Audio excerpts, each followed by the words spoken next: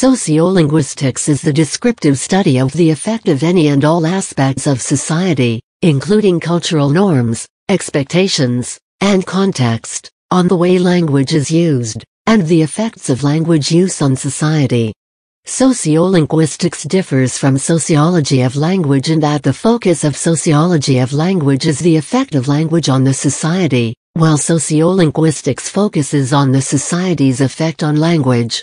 Sociolinguistics overlaps to a considerable degree with pragmatics.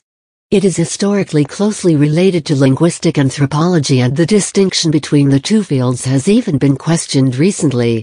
It also studies how language varieties differ between groups separated by certain social variables, for example, ethnicity, religion, status, gender, level of education, age, etc., and how creation and adherence to these rules is used to categorize individuals in social or socio-economic classes.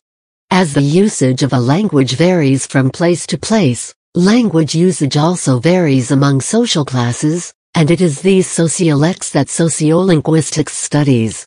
The social aspects of language were in the modern sense first studied by Indian and Japanese linguists in the 1930s, and also by Louis Gauchet in Switzerland in the early 1900s, but none received much attention in the West until much later.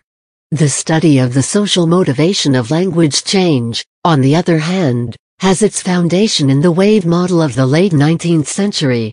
The first attested use of the term sociolinguistics was by Thomas Callan Hodgson in the title of his 1939 article Sociolinguistics in India, published in Man in India. Sociolinguistics in the West first appeared in the 1960s and was pioneered by linguists such as William LaBeouf in the US and Basil Bernstein in the UK. In the 1960s, William Stewart and Heinz Kloss introduced the basic concepts for the sociolinguistic theory of pluricentric languages, which describes how standard language varieties differ between nations.